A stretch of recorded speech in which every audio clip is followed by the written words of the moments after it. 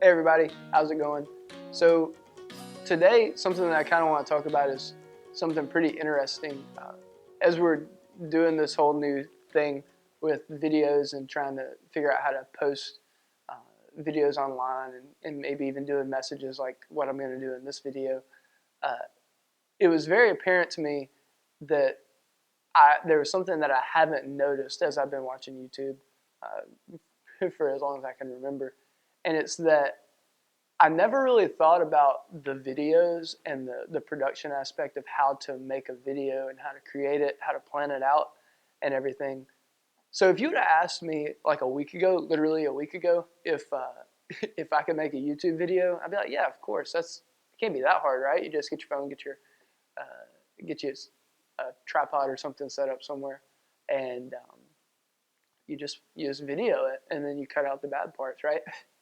And I think that a lot of times, even watching some of my favorite YouTubers, I've got this one guy that I watch, and he does like a video game news every week or every day of the week, and his videos just are always seamless and flawless, and he just goes through and he talks about what he wants to talk about.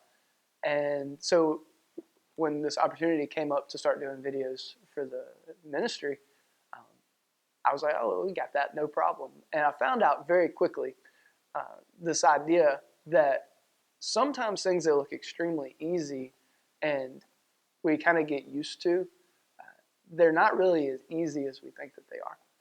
And I think that one thing is that follows that same pattern is forgiveness. You see, we've talked about forgiveness in our youth ministry a lot. We've talked about it in a couple different ways. And in church in general, forgiveness is one of the main big topics, right? It's one of those things that we know pretty much what Jesus says about forgiveness, and we know that generally it's a good thing to forgive people, right? And we know that holding a grudge isn't probably the best idea for us, but when it comes to doing it in real life, we don't always get that part right. And here's the thing is that Jesus knew that even if we knew to forgive people, that we still probably would struggle to do it. Um, but here's the hope, and when we look at the scripture today, this is our final sermon for the series, The Storyteller. We're going to see the story that Jesus told us. And what it shows us is that Jesus isn't asking us to do anything that he hasn't already done or wasn't willing to do for us.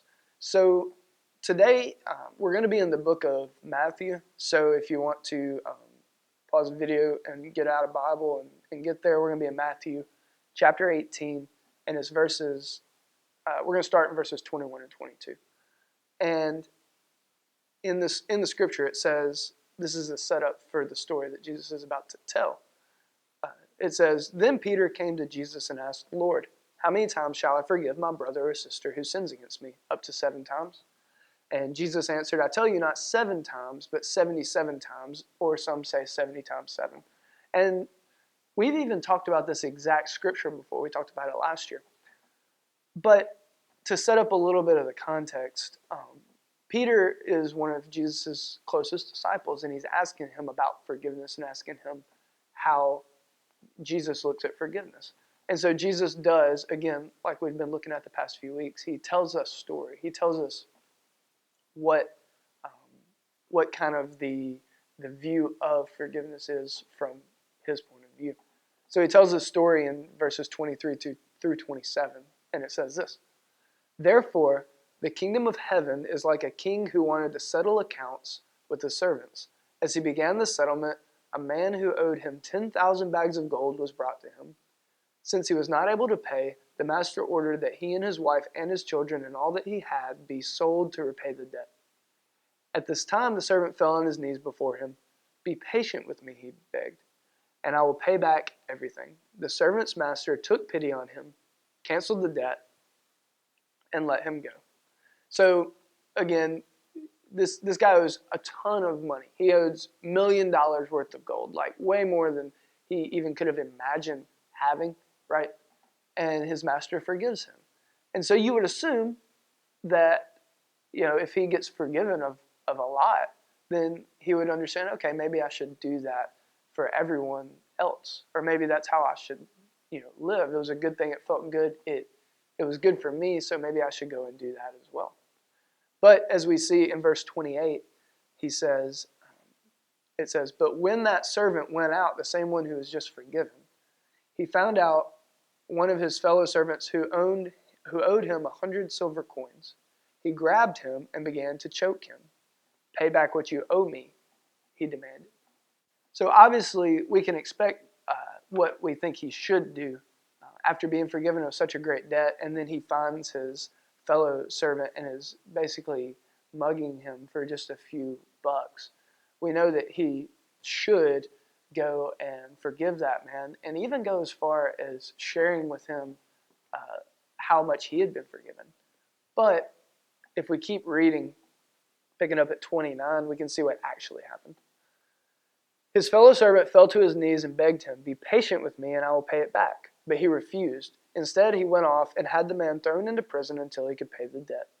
When the other servants saw what had happened, they were outraged and went and told their master everything that had happened. Then the master called the servant in. "You wicked servant," he said. "I canceled all that debt of yours because you begged me to. Shouldn't you have had mercy on your fellow servant just as I had on you?" So we see that instead of forgiving his fellow servant the same way that he had been forgiven, he ends up going and doing quite the opposite. And while looking at it in a story, it seems like a no-brainer that what he did was wrong. I think that a lot of times we can look at this same maybe aspect in our own lives and realize that just because we understand what should happen with forgiveness, we don't always do it that way in practice. So obviously we know that he should have done that, but we see that he didn't. And because of that, his master has some words to say. So in verse 34, it says, "In anger, his master handed him over to the jailers to be tortured until he should pay back all he owed." You see, what Jesus is trying to show us is that refusing forgiveness is its own kind of torture. And if we're keeping count, like Peter was asking, then we've kind of missed the point. And we haven't let it go yet if we are trying to keep a tab of forgiveness. And what Jesus is showing us is that we've been forgiven of much. And so we have an awesome opportunity to be able to give forgiveness to others. And once we realize and kind of seriously think about how much we've been forgiven of, then we get the opportunity to take that to other people that have hurt us. So in the next video, we're going to discuss a little bit and think of some practical ways of how we can actually make forgiveness a part of our daily lives. Thanks, guys.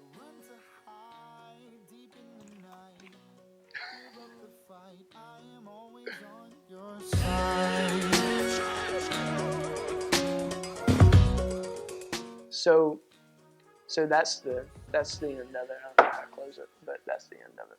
I don't know how to close the video.